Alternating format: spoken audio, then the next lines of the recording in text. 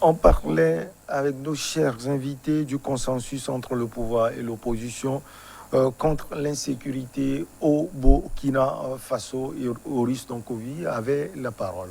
Donc je Vous l'avez disais, toujours. donc je disais qu'il faut, au niveau des États africains, arrêter de faire croire à un certain nombre d'acteurs politiques que, comment dirais-je, qu'il est impossible de venir confesser, s'excuser et de recevoir le pardon. Au Rwanda, des personnes ont reçu du pardon. C'est en Afrique. En Afrique du Sud, des personnes ont reçu du pardon. C'est en Afrique. Le Nixon, lorsqu'il se fait épingler pour son scandale aux États-Unis, mais il ne sort pas des États-Unis. Sarkozy ne sort pas de la France, bien qu'eux, ils soient condamnés. Ouais. Donc, les personnalités comme Yaya Jammeh, comme, comment dirais-je, Blaise Compaoré, qui va fuir au point même d'aller prendre une autre nationalité pour ne pas être extradé. Zida qui va fuir au Canada, mais tu vas fuir au Canada, cela ne te protège pas. À un moment, rentrez au pays et faites confiance aux institutions qui sont en place. Parce que justement, le ridicule de l'histoire, c'est que les personnes qui vous ont supporté en année, et ça se voit avec l'opposition burkinabé actuellement. L'opposition burkinabé actuellement, c'est le parti de Blaise Compaoré. Elles sont toujours là. Rentrez au pays. Avec Eddie Kambon. Confessez-vous. Peut-être effectivement vous serez condamné. Mais je doute que vous ne soyez, comment dirais-je, embastillé de la plus sale des manières qui soit. La preuve, comment dirais-je, l'ancien président tchadien, j'oublie son nom. Qui est décédé. Hissène Habré. Je doute qu'on ait jeté Hissène Habré dans la même cellule que, comment dirais-je, le petit voleur du quartier. C'est ça. Ouais. Donc, à un moment, je pense que ces acteurs-là, ce qu'on leur demande, rentrer au pays, confesser, disons, expliquer aux gens ce qui a pu se passer, participer à une réconciliation effective de la nation. Et maintenant, faites votre devoir de patriote, parce qu'il ne s'agit pas de commander. Vous êtes burkinabé, faites votre devoir de patriote et contribuez à l'effort sécuritaire de la nation. Qu'est-ce que ça va coûter? Soyons francs. Quand on prend Blaise Compaoré, Zida, Bassolé, Diendéré, qu'est-ce que peuvent leur coûter 5 ans, 10 ans de silence politique? Rien du tout. Ça ne va pas déprécier ce qu'ils ont ramassé en compte en banque. Non, mais tu parles des politiques, hein? Mais oui. Des politiques. Ils ont la politique dans le sang. Mais eux, ils ont la politique peut-être dans le sang, mais ils ont le compte en banque. Rien à voir avec la famille des victimes qui parfois n'ont pas d'argent, n'ont rien. Vous avez des veuves, vous avez des orphelins. Et tout ce qu'ils demandent, c'est la vérité et la justice. Même en supposant que la justice veuille les condamner, je doute que la plupart soient condamnés à la perpétuité. Mais le Burkina, en tout cas, ce n'est même pas seulement le Burkina, même au Togo, quand par exemple on parle du Togo, je vous ferai la réflexion que, mais c'est fou comment pour parler de l'histoire togolaise, de 2005, c'est-à-dire de 60 à 2005 et même avant 60, ça se chuchote à l'oreille. Vous ne pouvez pas en parler librement parce que vous êtes dans la friction. Si vous parlez d'Olympion, friction. Druniski, friction. Et Yadema, friction. On ne peut pas en parler, on ne s'entend pas. Les gens ont gardé dans le cœur. Les gens ont gardé dans le cœur. Donc même quand par exemple on va parler d'une commission vérité, réconciliation et ainsi de suite, vous devez commencer avant les indépendances, dès les premières luttes. Parce que même ça, la gravité, c'est que les plus jeunes, et même moi, ma génération, elle ne connaît pas cette histoire, c'est-à-dire l'histoire de façon incontestée et incontestable. Alors, et c'est un germe de litige pour plus tard.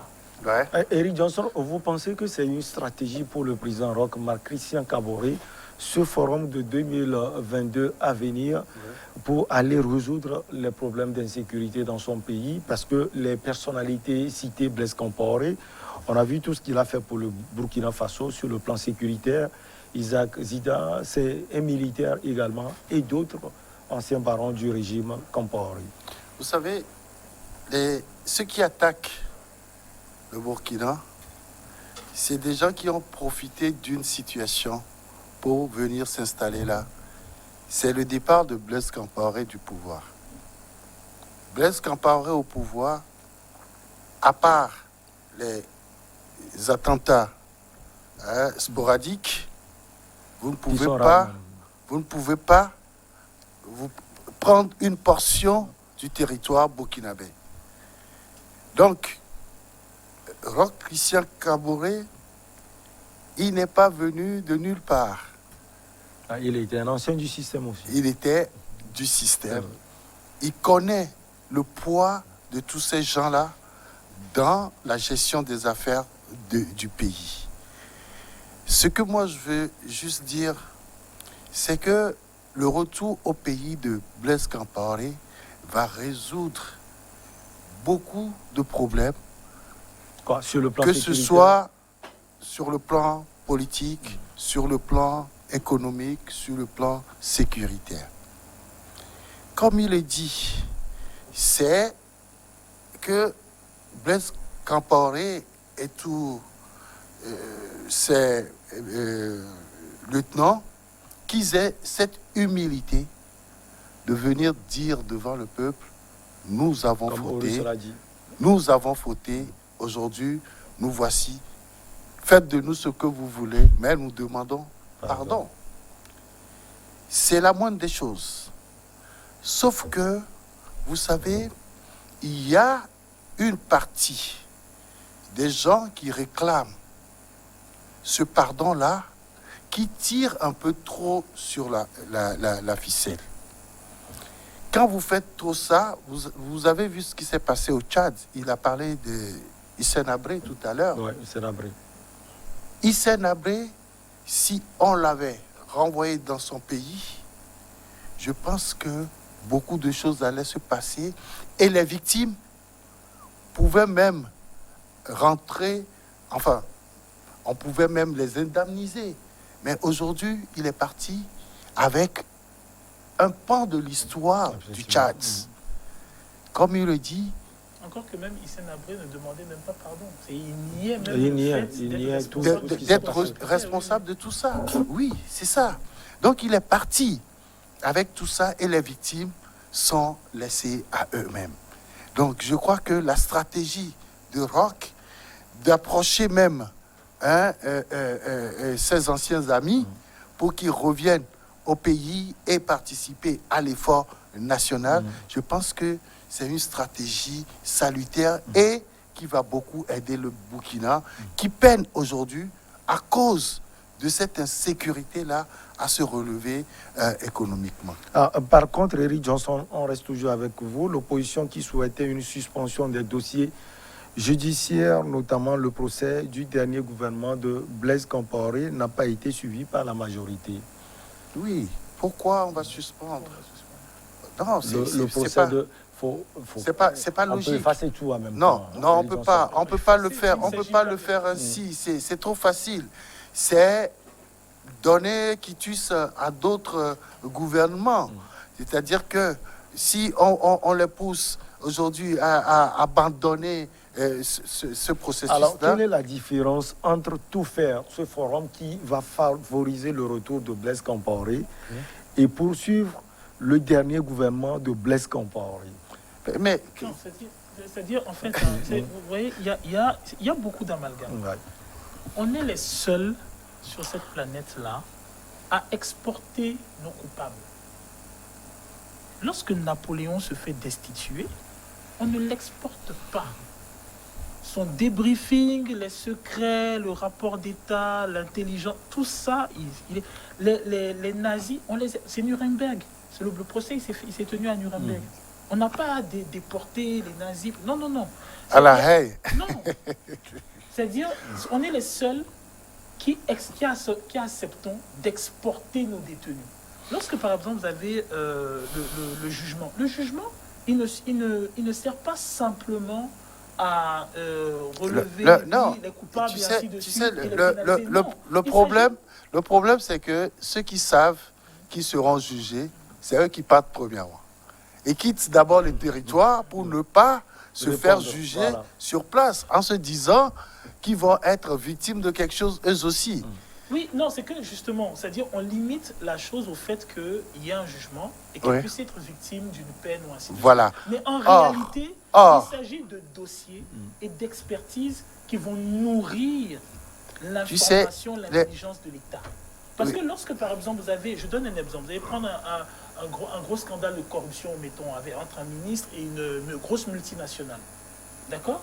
Avec un certain nombre de fonds qui vont passer peut-être dans des paradis fiscaux et ainsi de suite.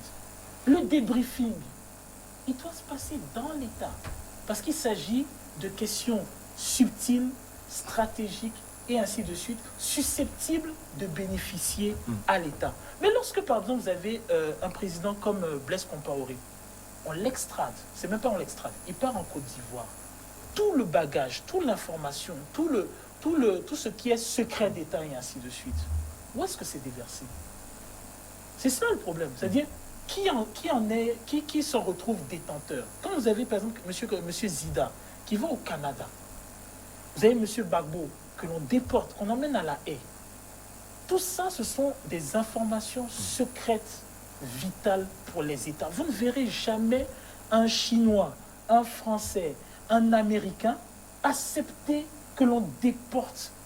Ils vous diront même que le militaire, il ne doit pas être jugé dans votre pays. Vous avez un problème contre leurs militaires, portez plainte chez eux. Parce qu'ils vont le débriefer.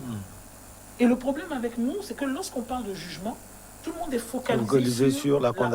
La peine, voilà. Il ne s'agit pas de peine et condamnation. Je vais donner un exemple. Regardez par exemple le cas de M. Issifou qui a travaillé pour Areva et à un moment qui va être à couteau tiré avec Areva pour l'exploitation des mines d'uranium au Niger. Au Niger. Mais ce sont des secrets d'État, c'est pas rien.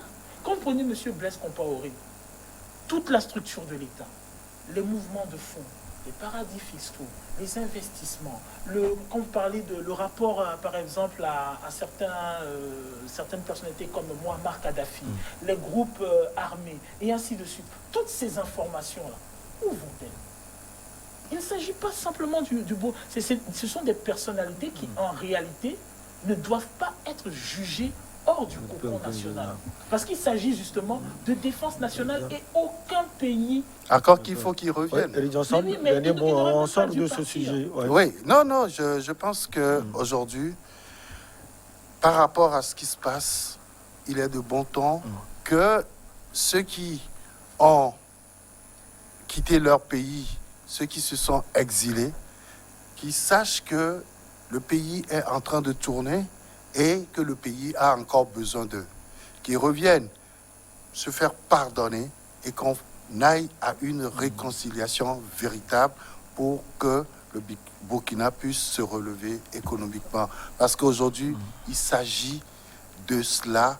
Les populations burkinabées sont dans une pauvreté extrême. Je ne sais pas si vous avez déjà fait 1 ou 2 voyages au Burkina Faso pour toucher du doigt ce qu'on appelle la famine dans certaines régions de ce pays. On reste avec vous, mais on va parler maintenant de votre pays, le Togo. Covid-19 vers l'ouverture des frontières terrestres et quand? Mais, vous avez fait une enquête, vous avez été au fond. Non, on ne peut pas dire avec certitude que les frontières terrestres seront rouvertes tel jour. Enfin, on n'a pas cette certitude-là.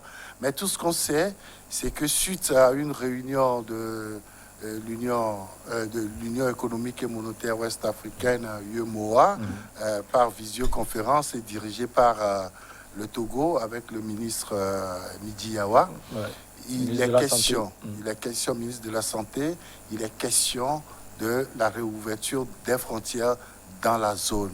Parce que, vous savez, l'acte fondateur de la CEDEAO, c'est cela, la libre circulation des personnes et des biens. Une fois que vous fermez les frontières, c'est que la CEDEAO a perdu déjà son essence. Vous ne pouvez même plus parler de la CEDEAO parce que les gens n'arrivent plus à circuler. Mais c'est par rapport à une situation sanitaire exceptionnelle que cela a été fait. Mais ça dure trop et ça pénalise beaucoup les populations. Imaginez-vous, aujourd'hui, les cours ont repris. Vous avez des Togolais qui ont leurs enfants dans des écoles ghanéennes sur la frontière. Et vice-versa, des Ghanéens qui ont leurs enfants dans les écoles. Et comment ces enfants-là vont pouvoir aller à l'école, puisque certains font le système togolais, d'autres le système ghanéen. Et ils sont déjà avancés. Maintenant, ce qui se passe, quand vous arrivez à la frontière, mais ma foi, frontière fermée, mais toujours poreuse, il ne faut pas le nier, mais là, il faut débourser de l'argent à certaines personnes qui sont là. Il y a la force anti-Covid, il y a les militaires, il y a les médecins, les infirmiers, il faut le dire. Tous ces gens-là, il faut débourser quelque chose parce que quand vous prenez votre enfant pour traverser la frontière, aller à l'école, on vous demande de passer par une chambre. Vous passez là et vous revenez prendre votre enfant pour traverser, pour qu'il puisse aller à l'école. Donc, à partir de ce moment, je crois que ça crée une situation financière importante pour les familles qui sont sur la côte, sur les frontières, pardon.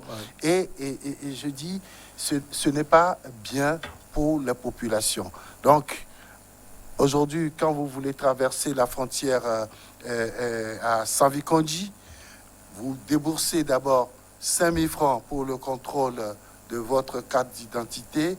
Vous arrivez, il y a des gens qui tirent la corde. Pour descendre la corde, on vous dit, passez voir. Il faut donner quelque chose. Oui, vous donnez, c'est 5 000 francs. 5 000 francs pour le contrôle. Ce n'est pas quelque chose, c'est 5 000 francs. 5 000 francs CFA. Et vous arrivez là aussi, 5 000 francs. Vous arrivez du côté du Bénin, vous payez 1 000 francs pour le contrôle, 2 000 francs, et vous continuez votre route. Là où vous voulez aller, vous pouvez y aller. On a mené une enquête et on a découvert tout ça, mais c'est pesant. Au retour, vous faites la même chose. Ça veut dire qu'en moyenne, vous dépensez, au lieu de, parfois, avant, on demandait 500 francs ou 1 000 francs. Aujourd'hui, vous dépensez plus de 30 000 francs pour pouvoir traverser la frontière et revenir chez vous. Donc, c'est pénalisant pour la population. Et je crois que même nos activités commerciales aussi subissent un grand coup. Et vous savez que avec la frontière avec le Nigeria et le Bénin également, tout ce qui s'est passé, une fois que le Nigeria a fermé ses frontières, ici, les prix ont flambé par rapport à certains produits. Et donc, tout ça réuni, je crois que tout le monde est fatigué de cela et les autorités commencent par ressentir cela eux-mêmes. Et il faut trouver finalement un mécanisme pour pouvoir laisser les gens passer. Parce que c'est vrai, on veut résoudre un problème sanitaire, on a créé plusieurs autres, mais il faut mettre... un problème psychologique. Oui, il faut mettre en place un système de contrôle et de suivi de tout le monde pour pouvoir passer les frontières. Il faut rouvrir les frontières parce que tout le monde en a besoin. On veut résoudre un problème sanitaire, comme Eric Johnson l'a dit tout à l'heure, mais c'est finalement un problème financier, un problème psychologique et autres, tous azimuts pour les populations. Moi, je mets les pieds dans le plat. Je l'ai dit une fois ici avec des collègues. Il n'y a pas de crise. Sanitaire. C'est pas pourquoi les gens... Il y a Covid-19 quand même, mais il n'y a pas de crise. Le Covid-19 existe. Qu'il y ait des cas de Covid-19 en Afrique, d'accord, c'est bon. Que l'on ait la faculté de le contenir, ou même, parce que même avant, que cette crise existe, on l'a traité de façon systémique, c'est-à-dire symptôme par symptôme. On le faisait. Maintenant, le truc très fabriqué qui consiste à nous appliquer la même rigueur que des pays qui ont 300 000, 200 000, 600 000 décès, c'est n'importe quoi. Le système qui consiste à nous appliquer un certain nombre de politiques sous prétexte qu'on pourrait devenir, malgré que on puisse être éventuellement des porteurs sains, le nouveau foyer de départ qui récontaminerait la... Il faut arrêter. C'est-à-dire, il n'y a pas de crise. La crise, elle a été décrétée. Elle a été décrétée et... Non, elle a été décrétée. On s'est levé, on a dit, oui, voilà, boum, crise sanitaire, bam, fermeture des frontières, et ainsi de suite, et ainsi de suite. Mais la vérité, c'est qu'en réalité, dans la plupart des restrictions, on a beaucoup bricolé. Je vais vous donner des exemples. Au début, on dit, c'est un coronavirus, c'est un virus. À l'époque, il y avait un débat sur les masques. On disait que nos masques n'étaient pas efficaces parce que justement, le virus pouvait passer au travers. Ce sont les mêmes masques qu'on utilise actuellement. Nos marchés, même nos hôpitaux, n'arrivent pas à appliquer les restrictions. C'est normal, il n'y a pas assez de médecins, il n'y a pas assez de personnel, il n'y a pas assez de matériel. Moi qui vous parle, j'ai dû pousser le corps de mon oncle décédé de la chambre d'hospitalisation jusqu'à la morgue. Dans tout le dédale de l'hôpital. De quoi on me parle? Il est mort de Covid? Il est mort d'une septicémie. Okay. Mais c'est pour vous dire que si moi, j'ai dû le faire, donc je vous laisse imaginer. Et que, de grâce, qu'on n'aille pas accuser les gens de l'hôpital, ils n'ont pas de personnel, ils n'ont pas de matériel. C'est un fait. Donc de quoi on parle? Comment ça s'appelle? Au niveau des frontières. Mais dès le début, tout le monde sait que non, les gens sont obligés de dealer pour les frontières. Mais le ridicule de l'histoire, c'est quoi? Le ridicule de l'histoire, c'est que nos États arrivent à tenir grâce à l'informel. Et l'informel se nourrit très profondément des interactions qu'il y a entre nos États. On prend un automate ici, on prend un truc ici. Ouais. Des gens se lèvent. Il a dit tout à l'heure, il y a des gens qui habitent au Ghana, qui travaillent à Lomé. Le jour où ils ont décidé de fermer de façon radicale la frontière, à Atikoumé, c'était plat. Parce que les gens voulaient rentrer chez eux. Il y a des gens qui se lèvent le matin, qui vont faire du business à Cotonou et qui reviennent. Lomé-Accra, c'est à peu près Lomé-Atapamé, Lomé-Palimé. Il y a des gens qui sont matin, midi, soir, ils sont à Accra. Il y a matin, midi, soir, ils sont à Cotonou. Il y a longtemps que le Togolais, que vous allez, si vous allez à Palimé, ils sont en synergie avec le Ghana. Vous allez à Atapamé, très proche du Ghana. Ils sont très liés à ceux du Bénin. Vous allez à Kara, beaucoup de gens se soignent à Natitengu. Vous allez à Dapan. Donc, à un moment, il faut arrêter. C'est-à-dire, je comprends que le Togo veuille être dans un genre d'excellence. Hein, comme on disait au Ghana. C'est l'un des meilleurs. Je ne vois dans pas. La gestion de Covid. C'est pas dans tout il faut être premier. Je ne sais pas pourquoi on veut nationaliser. En quoi il faut être premier, voilà, en quoi il faut être... on a parfois l'impression qu'on veut nationaliser un Covid. C'est-à-dire on veut avoir notre petit Covid à nous. Notre Covid, il est tellement précieux qu'il est différent de celui du Bénin. Il doit être beaucoup plus complexe que celui du Ghana. Il n'est absolument pas le même que celui de la Côte d'Ivoire. Et de toute façon, le Niger, le Burkina, le Mali, bon... c'est pas notre truc. Bon, les Congolais, ils ont pris des décisions, mais à peu près... Il faut arrêter. Il faut vraiment faire... attention, c'est ça attention par rapport à ce discours, parce que vous allez remarquer que au mois de juillet et août, il y a eu plus de contamination et plus de décès. Tout simplement parce que il y avait beaucoup plus de vacanciers qui étaient là. Et c'est justement par eux que le nouveau variant Delta est rentré dans le pays. Je suis d'accord avec toi, mais attends, regarde ce qui s'est passé. Voilà où se situe notre laxisme. Lorsque la crise a démarré, il y avait un certain niveau de panique au pays. Oui. Et qu'est-ce qu'ils ont fait? Ils ont structuré de telle manière que les vacanciers puissent être contenus et n'aillent pas à l'intérieur du pays. Oui. Alors, moi, ce qui me gêne, ça veut dire que, bien avant les restrictions que l'on a actuellement, le Togo a développé des synergies, des tactiques, des modèles qui puissent permettre de gérer cela. Oui. Et justement parce qu'on avait pensé à un certain moment, comme les taux étaient en courbe descendante, on avait pensé qu'on pouvait gérer ce flux-là juste par des soins et autres. Mais on s'est rendu compte finalement, et d'où on a parlé de la nouvelle vague avec ces nouvelles mesures contraignantes. Non, Vous allez voir à l'aéroport, je crois que c'est peut-être une information que je donne là, à l'aéroport, on a arrêté des gens qui ont donné de faux passes sanitaires, Mais c'est parce que tout simplement parce que Oui. des gens étaient rentrés au pays, ils étaient positifs, mais on leur a délivré un pass négatif pour qu'ils puissent circuler. Tout ça, l'État ne pouvait pas aussitôt contrôler. Qui a délivré cela, Eric Mais Johnson? ils sont en prison. Hein. c'est déjà ça. Mais après, Ils sont en prison parce que quelle est la catégorie dès qu'on des a Congolais? constaté la chose, on a mis la main. Et je crois que c'est un travail qui a été fait par l'équipe du colonel Lata à Ouais, l'aéroport. Lata, ouais. Donc, Le colonel on Lata. a actuellement, il y a des gens qui sont en prison à Thiévier, je crois, et il y a des gens qui ont été carrément radiés de leur poste.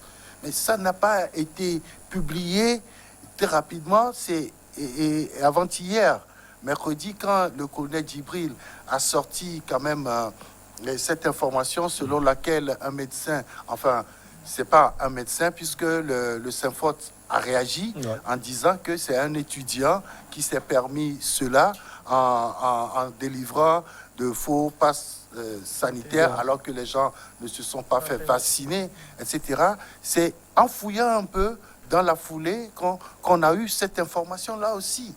Non, moi, ce qui me gêne... Ouais. moi, Et c'est pour dire tout simplement que il ne faut pas aussi demander qu'on ouvre les frontières sans mettre en place un dispositif qui puisse permettre de contrôler. Quel dispositif? On est presque au terme, on a encore 2 minutes. Quel dispositif? Une minute, et Horis aussi aura une minute. Et par exemple, en Europe, qu'est-ce qu'on fait?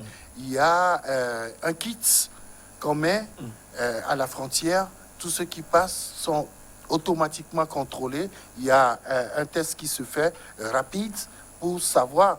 C'est pas seulement les températures, mais c'est pour faire un test. Comment on l'appelle, un test Covid en bonne et due forme pour pouvoir savoir si ceux qui rentrent et ceux qui sortent sont la Guinée n'a pas fermé ses frontières. Ça sous-entend que la Côte d'Ivoire n'a pas fermé toutes ses frontières. Le Abidjan, c'est 4 millions d'habitants. Kinshasa, c'est 14 millions d'habitants. Les frontières venant vers le Togo, oui, c'est fermé. Non, vers le Togo. C'est pour dire que d'autres entre pays... le Ghana et la Côte d'Ivoire, oui, la frontière est fermée. Oui, mais entre la Côte d'Ivoire et la Guinée, la frontière a été ouverte. C'est pour vous dire qu'il y a des pays qui ont nettement plus de population. La Guinée, ils avaient Ebola entre-temps. Il y a des pays qui ont, comment dirais-je... Mais c'est à partir de Lomé on a géré Ebola de la Guinée. Ah, ouais. Oui. Non, mais lequel cas d'Ebola? En Guinée. Le récent. Oui, dans l'ancien, pas le récent. Ouais, l'ancien. Ouais. Oui, mais justement, la Guinée a Ebola, mais elle a gardé ses frontières ouvertes. Oui, mais là, Ebola parce qu'on a circonscrit la zone de contamination très rapidement. On pourrait le faire au Togo. Ah, c'est-à-dire, au lieu de bloquer économiquement pendant 2 ans tout un pays. Le problème, c'est que ceux qui en c'est souffrent, que on avait isolé isolé des zones dans le pays. On avait interdit aux gens d'y aller, mais les populations se permettaient d'y aller. Merci beaucoup à vous, Eric Johnson. On a vraiment compris, le débat a été on ne peut plus intéressant. Directeur de publication de l'Union, c'est le journaliste L'aîné. Merci beaucoup. Merci également à l'Africain, le panafricaniste Horis Donkovi. Merci infini à vous. À très bientôt.